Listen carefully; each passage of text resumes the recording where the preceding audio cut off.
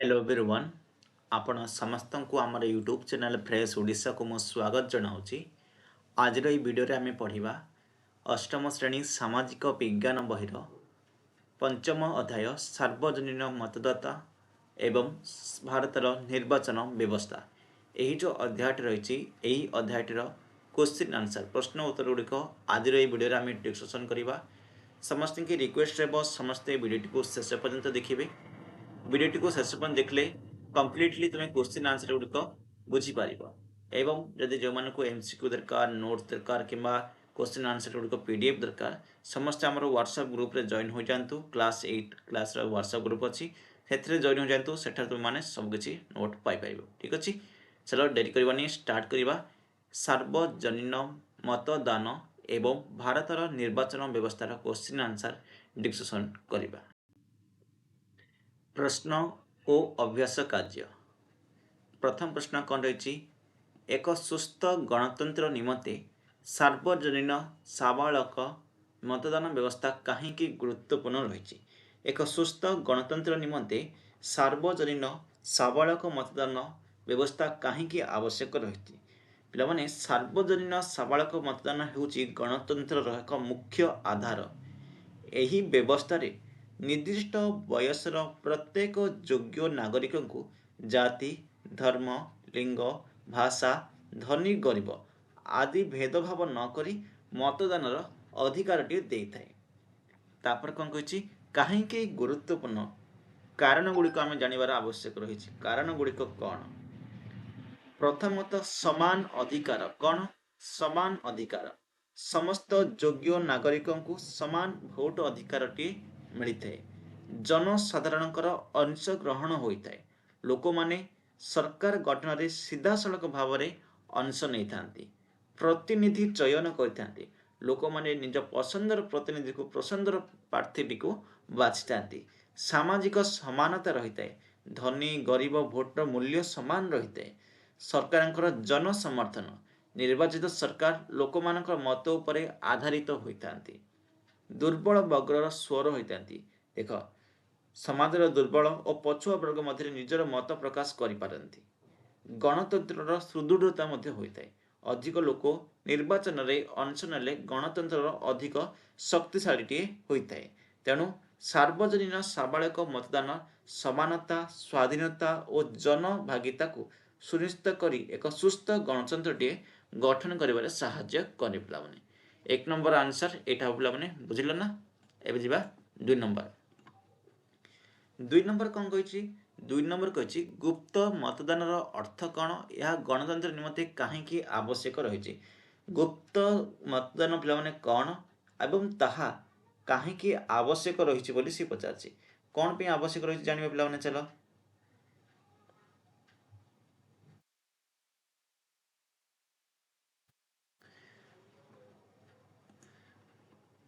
पिलाने गुप्त मतदान होउछि एपरि एक मतदान प्रणाली जो जड़े मतदाता केउ प्रार्थी को भोट दौरान ताहा गोपनीय रहे।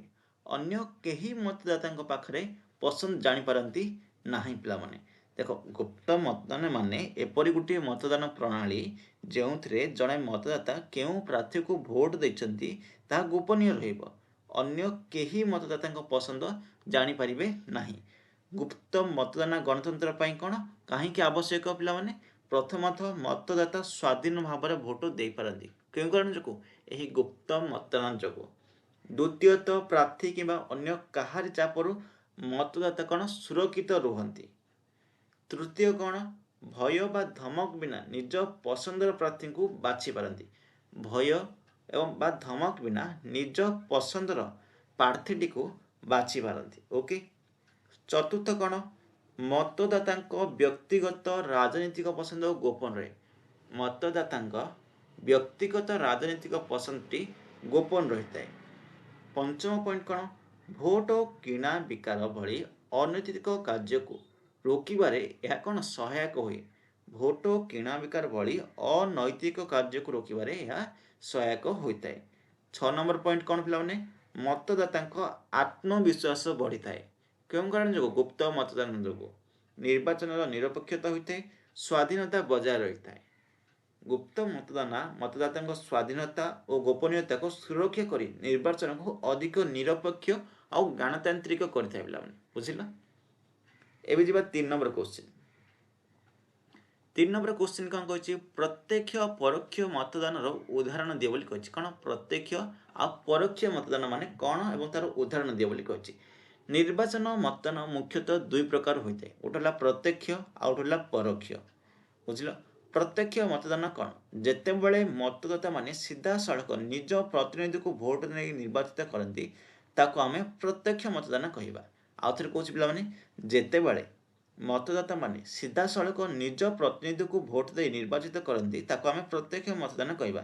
ଉଦାହରଣ ସ୍ୱରୂପ ଭାରତର ଲୋକସଭା ନିର୍ବାଚନ। ବୁଝିଲ?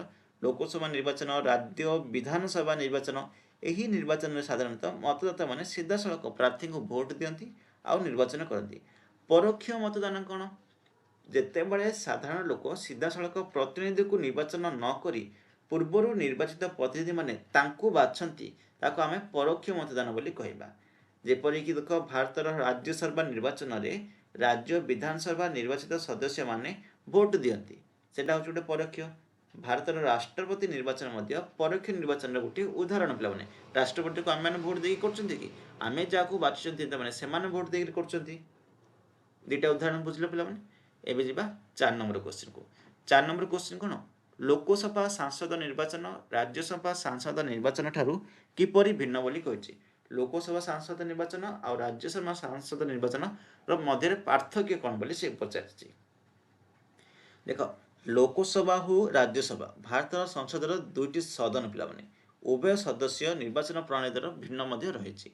ଲୋକସଭା ନିର୍ବାଚନ କ'ଣ? ଏହା ଏକ ପ୍ରତ୍ୟକ୍ଷ ନିର୍ବାଚନ ପିଲାମାନେ। ସାଧାରଣ ମତଦାନ ମାନେ ସିଧାସଳଖ ପ୍ରାର୍ଥୀଙ୍କୁ ଭୋଟ ଦିଅନ୍ତି।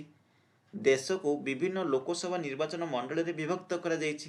ପ୍ରତ୍ୟେକ ମଣ୍ଡଳୀରୁ ଜଣେ ସାଂସଦ ନିର୍ବାଚିତ ହୁଅନ୍ତି। ବର୍ତ୍ତମାନ ଯେଉଁ କହୁଛି ସେଟା ଲୋକସଭା ନିର୍ବାଚନ ମଣ୍ଡଳୀ କହୁଛି। ଠିକ୍ ଅଛି। ଲୋକସଭାର କାର୍ଯ୍ୟକାଳ କେତେ? 5 ବର୍ଷ ଥାଏ। ଯଦି ତାର ଅପୋଜିଟ୍ ଦେଖିବ, ରାଜ୍ୟସଭା ହେଉଛି ଗୋଟେ ପରୋକ୍ଷ ନିର୍ବାଚନ। ରାଜ୍ୟସଭାର ନିର୍ବାଚିତ ସଦସ୍ୟମାନେ କ'ଣ ଭୋଟ ଦିଅନ୍ତି ପିଲାମାନେ। ରାଜ୍ୟସଭା ହେଉଛି ରାଜ୍ୟମାନଙ୍କର ପ୍ରତିନିଧିତ୍ୱ କରୁଥିବା ସଦନ ପିଲାମାନେ। ବୁଝିଲ? ରାଜ୍ୟସଭାର ସଦସ୍ୟଙ୍କ କାର୍ଯ୍ୟକାଳ କେତେ? 6 ବର୍ଷ ହୋଇଥାଏ। ପ୍ରତି 2 ବର୍ଷ ପ୍ରାୟ 1/3 ସଦସ୍ୟ ଅବସର ନିଅନ୍ତି। ପ୍ରତି 2 ବର୍ଷରେ 1/3 ସଦସ୍ୟ ଅବସର ନିଅନ୍ତି। ମୁଖ୍ୟ ପାର୍ଥକ୍ୟ କ'ଣ ରହିଛି ପିଲାମାନେ? ଲୋକସଭା ସଦସ୍ୟଙ୍କୁ ଲୋକମାନେ ସିଧାସଳଖ ବାଛନ୍ତି, କିନ୍ତୁ ରାଜ୍ୟସଭା ସଦସ୍ୟଙ୍କୁ ନିର୍ବାଚନ କରିବାରେ ନିର୍ବାଚିତ ସଦସ୍ୟମାନେ ବିଧାନସଭାକୁ ସଦସ୍ୟମାନଙ୍କୁ ବାଛନ୍ତି ପିଲାମାନେ। ବୁଝିଲ? 5 ନମ୍ବର ପଏଣ୍ଟକୁ ଯିବା। 5 ନମ୍ବର କ୍ୱେଶ୍ଚିନ୍, ତୁମେ ମତରେ କାଗଜ ବାଲେଟ୍ ଠାରୁ ଇଭିଏମ୍ କାହିଁକି ଅଧିକ ଗ୍ରହଣୀୟ? କାଗଜ ବାଲେଟ୍ରୁ ଇଭିଏମ୍ଟା କାହିଁକି ଅଧିକ ଗ୍ରହଣୀୟ ବୋଲି ସେ ପଚାରିଛି। ଦେଖ, ଇଭିଏମ୍ ଯେଉଁଟାକୁ ଆମେ କହୁଛନ୍ତି ଇଲେକ୍ଟ୍ରୋନିକ୍ ଭୋଟିଂ ମସିନ୍। ଇଭିଏମ୍ ମାନେ କ'ଣ? Electronic voting machine. Electronic voting machine ହେଉଛି ଆଧୁନିକ ନିର୍ବାଚନ ପ୍ରକ୍ରିୟାର ଏକ ଗୁରୁତ୍ୱପୂର୍ଣ୍ଣ ଉପକରଣଟିଏ। କାଗଜ ବାଲେଟ୍ ତୁଳନାରେ ଏହାର କେତେକ ସୁବିଧା ମଧ୍ୟ ରହିଛି। କ'ଣ? ସହଜ ବ୍ୟବହାର ହେଉଛି। ମତଦାତା ନିଜ ପସନ୍ଦର ପ୍ରାର୍ଥୀଙ୍କୁ ସାମ୍ନାରେ ଥିବା ବଟନ୍ ଦବାଇକରି ଭୋଟ ଦେଇ ଦେଉଛନ୍ତି। ସମୟରେ ମଧ୍ୟ ସଞ୍ଚିତ ହେଉଛି।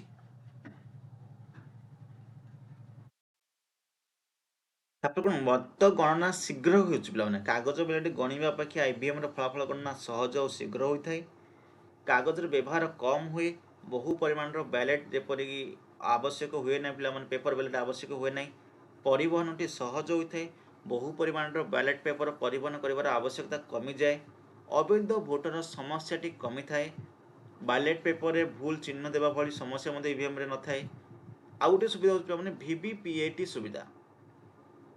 ମାନେ କ'ଣ? ଭୋଟର ନିଜ ଭୋଟ ସମ୍ପର୍କରେ ଯାଞ୍ଚ ଯୋଗ୍ୟ ପେପର ରେକର୍ଡ ଦେଖିପାରନ୍ତି। ଠିକ୍ ଅଛି। ତାପରେ କ'ଣ? ଲାଷ୍ଟ ଦେଖ, ଏତିକି ଆମକୁ ସୁବିଧା ମିଳୁଛି ପିଲାମାନେ। ତେଣୁ ସମୟ, ଶ୍ରମ, କାଗଜ ସଞ୍ଚୟ, ଶୀଘ୍ର ମତଦାନତା ଆଉ VVPAT ଭଳି ବ୍ୟବସ୍ଥା ଯୋଗୁଁ ଇଭିଏମ୍ ନିର୍ବାଚନ ପ୍ରକ୍ରିୟାରେ ଅଧିକ ସୁବିଧାଜନକ ପିଲାମାନେ। ବୁଝିଲ? କ୍ଲିୟର ହେଲା 5 ନମ୍ବର। 6 ନମ୍ବରକୁ ଯିବା। 6 ନମ୍ବର କ୍ୱେଶ୍ଚିନ୍ କ'ଣ କହି ଦେଖ, ଭାରତର କେତେକ ସହରାଞ୍ଚଳରେ ମତଦାତାଙ୍କ ଉପସ୍ଥିତି କମିବାରେ ଲାଗିଛି। ଭାରତରେ କେତେକ ସହରାଞ୍ଚଳରେ କ'ଣ ହେଉଛି? ମତଦାତାଙ୍କର ଉପସ୍ଥିତି କମିବାରେ ଲାଗିଛି। ଏହାର କାରଣ କ'ଣ ହୋଇପାରେ? ଅଧିକ ମତଦାତାଙ୍କୁ ଉତ୍ସାହିତ କରିବାକୁ କେଉଁ ସବୁ ପଦକ୍ଷେପ ନେବାକୁ ପଡ଼ିବ ବୋଲି କୁହାଯାଇଛି ପିଲାମାନେ। କିପରି ଉତ୍ସାହିତ କରାଯିବ ବୋଲି ତୁମେ କହିପାରିବ। ଓକେ, ଦେଖ କେତେକ ସହରାଞ୍ଚଳରେ କ'ଣ ହେଉଛି, ନିର୍ବାଚନ ସମୟରେ ମତଦାନ ପ୍ରତିଶତ ତୁଳନାତ୍ମକ ଭାବରେ କମ୍ ଦେଖାଯାଏ। ଏହା ପଛରେ ବିଭିନ୍ନ ସାମାଜିକ ଆଉ ବ୍ୟକ୍ତିଗତ କାରଣ ମଧ୍ୟ ଅଛି ପିଲାମାନେ। ମତଦାନ କମାଇବାର କାରଣ କ'ଣ? ମତଦାନ ପ୍ରତି ଉଦାସୀନତା ଦେଖାଇବା, ନିର୍ବାଚନ ଦ୍ୱାରା ପରିବର୍ତ୍ତନ ହେବ ବୋଲି ଅବିଶ୍ୱାସ କରିବା, ଯେପରି ପୂର୍ବ ସରକାର ଯେମିତି ଏପରି ସରକାର ସେମିତି, ଆଗକୁ ମଧ୍ୟ ନିର୍ବାଚନ ସେମ୍ ସରକାର ସେମିତି ହେବ, ସେପରି ଭାବରେ ମନୋଭାବ ମଧ୍ୟ ରହିଛି। ଚାକିରି ଓ ବ୍ୟବସାୟ କାରଣରୁ ଅନ୍ୟ ସ୍ଥାନରେ ରହିବା, ଛୁଟି ଦିନରେ ଭ୍ରମଣ କରିବାକୁ ପ୍ରବୃତ୍ତି କରିବା, ନିଜ ନାମ ମତଦାନ ତାଲିକାରେ ନଥିବା କିମ୍ବା ଠିକଣାର ସମସ୍ୟା ରହିବା, ମତଦାନର ଗୁରୁତ୍ୱ ସମ୍ପର୍କରେ ଅବଜ୍ଞ ରହିବା, ରାଜନୈତିକ ଦଳ ଓ ପ୍ରାର୍ଥୀଙ୍କ ପ୍ରତି ଅନାଗ୍ରହ ରହିବା, ସେସବୁ ମଧ୍ୟ ରହିଛି। ମତଦାନ ବଢ଼ାଇବା ପାଇଁ କ'ଣ କରିବା ଆବଶ୍ୟକ ପିଲାମାନେ? ବିଦ୍ୟାଳୟ ମହାବିଦ୍ୟାଳୟରେ ମତଦାନ ସଚେତନତା ଆମେ ସୃଷ୍ଟି କରିବା, କାର୍ଯ୍ୟକ୍ରମ କରିବା, ଯୁବପିଢ଼ିଙ୍କୁ ମତଦାନର ମୂଲ୍ୟ ବୁଝାଇବା, ସାମାଜିକ ଗଣମାଧ୍ୟମରେ ସଚେତନତା ଅଭିଯାନ ସୃଷ୍ଟି କରିବା, ମତଦାତା ତାଲିକା ଯାଞ୍ଚ କରିବା, ସଂଶୋଧନ ସୁବିଧା ସହଜ କରିବା, ମତଦାନ କେନ୍ଦ୍ରରେ ଆବଶ୍ୟକ ସୁବିଧା ଯୋଗାଇବା, ଦିବ୍ୟାଙ୍ଗ ହେଉ କିମ୍ବା ବୟସ୍କ ମତଦାତାଙ୍କ ପାଇଁ ସୁବିଧା ବଢ଼ାଇବା, ମତଦାନ ଦିବସରେ ଲୋକଙ୍କୁ ନିଜ ଭୋଟ ଦେବା ପାଇଁ ପ୍ରେରିତ କରିବା। ଦେଖ, ଗଣତନ୍ତ୍ରର ସଫଳତା ପାଇଁ ଅଧିକରୁ ଅଧିକ ଯୋଗ୍ୟ ନାଗରିକ ମତଦାନରେ ଅଂଶଗ୍ରହଣ କରିବା ଆବଶ୍ୟକ ରହିଛି ପିଲାମାନେ। ଠିକ୍ ଅଛି, ତାପରେ ଯିବା କେତେ 7 ନମ୍ବରକୁ। 7 ନମ୍ବର କ୍ୱେଶ୍ଚିନ୍ କ'ଣ କହିଛି ଦେଖ, 7 ନମ୍ବର କ୍ୱେଶ୍ଚିନ୍ କହିଛି ଲୋକସଭା ସଦସ୍ୟ ସଂଖ୍ୟା ଏକ ନିର୍ଦ୍ଦିଷ୍ଟ ଅଂଶ ତଫସିଲଭୁକ୍ତ ଜାତି ଓ ତଫସିଲଭୁକ୍ତ ଜନଜାତି ନିମନ୍ତେ କାହିଁକି ସଂରକ୍ଷିତ ରହିବ ବୋଲି ତୁମେ ଭାବୁଛ? ସଂକ୍ଷେପରେ ଲେଖ ବୋଲି ସେ କହିଛି। ଦେଖ, ଭାରତ ଏକ କ'ଣ ବିବିଧତାପୂର୍ଣ୍ଣ ଦେଶ। ଦୀର୍ଘ ସମୟ ଧରି ଅନୁସୂଚିତ ଜାତି, ଅନୁସୂଚିତ ଜନଜାତି ସମୁଦାୟର ଅନେକ ଲୋକ ସାମାଜିକ, ଶିକ୍ଷା କ୍ଷେତ୍ର ଏବଂ ରାଜନୈତିକ ଭାବରେ ପଛୁଆ ରହି ଆସିଛନ୍ତି। ସେଥିପାଇଁ ସେମାନଙ୍କର ରାଜନୈତିକ ପ୍ରତିନିଧିତ୍ୱ ପାଇଁ ସଂରକ୍ଷଣ ବ୍ୟବସ୍ଥା ଠିକ୍ କରାଯାଇଛି, ଯେଉଁଟାକି ଆମେ ରିଜର୍ଭେସନ୍ ବୋଲି ଆମେ। ତ ଏହାର ଆବଶ୍ୟକ କାହିଁକି ରହିଛି ପିଲାମାନେ? ଦେଖ, ପ୍ରଥମତଃ ହେବ ଯଥାର୍ଥ ପ୍ରତିନିଧିତ୍ୱ ପିଲାମାନେ। SC ST ସମୁଦାୟର ଲୋକମାନେ ସଂସଦରେ ନିଜର ପ୍ରତିନିଧିତ୍ୱ ବଢ଼ାଇ ପାରିବେ, ମତଲବ ପ୍ରତିନିଧି ସେମାନେ ପଠାଇ ପାରିବେ। ତାପରେ ସାମାଜିକ ନ୍ୟାୟ ମିଳିବେ ପିଲାମାନେ। ଐତିହାସିକ ଅସମାନତା ଦୂର କରିବାର ସାହାଯ୍ୟ କରେ। ସମସ୍ୟାର ଉପସ୍ଥାପନା, ସେମାନଙ୍କର ଶିକ୍ଷା, ରୋଜଗାର, ଜମି, ଜୀବିକା, ଉନ୍ନତି ସମ୍ପର୍କିତ ସମସ୍ୟା ସଦନରେ ସେମାନେ ଉଠାଇ ପାରିବେ। ରାଜନୈତିକ ସଶକ୍ତିକରଣ, କ'ଣ ରାଜନୈତିକ ସଶକ୍ତିକରଣ? ଦୁର୍ବଳ ବର୍ଗର ରାଜନୈତିକ ଅଂଶଗ୍ରହଣରେ ବଢ଼ିବ ପିଲାମାନେ। ଦୁର୍ବଳ ବର୍ଗର ରାଜନୈତିକ ଅଂଶଗ୍ରହଣରେ ବଢ଼ିବ। ସମାନ ସୁଯୋଗ, ସେମାନଙ୍କୁ ରାଜନୈତିକ କ୍ଷେତ୍ରରେ ସମାନ ସୁଯୋଗ ମିଳିବ। ସମାବେଶୀ ଗଣତନ୍ତ୍ର, ସମାଜର ସମସ୍ତ ବର୍ଗର ଅଂଶଗ୍ରହଣ କରିବା ନିଶ୍ଚିତ ପିଲାମାନେ। ତେଣୁ SC ST ହେଉ କିମ୍ବା ଆମର ଲୋକସଭାରେ ନିର୍ଦ୍ଦିଷ୍ଟ ଆସନ ସଂରକ୍ଷଣ, ସାମାଜିକ ନ୍ୟାୟ, ସମାନତା ଓ ଯେଉଁ ସମାବେଶୀ ଗଣତନ୍ତ୍ର ପାଇଁ ଗୁରୁତ୍ୱପୂର୍ଣ୍ଣ ରହିଛି ବୋଲି ସେଇଟା ରିଜର୍ଭେସନଟା ଆବଶ୍ୟକତା ରହିଛି। 7 ନମ୍ବର କହିଲା, 8 ନମ୍ବର ହେଲା ପିଲାମାନେ, ଆମେ ଅନୁଭବ କରୁଥିବା ନିର୍ବାଚନକୁ ସାମାଜିକ ଗଣମାଧ୍ୟମ କେତେକାଂଶରେ ପରିବର୍ତ୍ତନ କରୁଛି। କ୍ଷୁଦ୍ରଗ୍ରାହୀ ନିର୍ବାଚନ ପ୍ରଚାର, ରିଲ୍ ଏବଂ ଭାଷଣ ଠାରୁ ଇନଷ୍ଟାଗ୍ରାମ, ଟ୍ୱିଟର, ରାଜନୈତିକ ତର୍କ ପର୍ଯ୍ୟନ୍ତ। ମାତ୍ର ଏହା କ'ଣ ଗଣତନ୍ତ୍ରକୁ ସମୃଦ୍ଧ କରିଛି ନା ଅଧିକ ଗୋଲମାଳିଆ କରୁଛି? ତୁମ ମଧ୍ୟରେ 2 ଜଣିଆ ଦଳ ଆଲୋଚନା କର।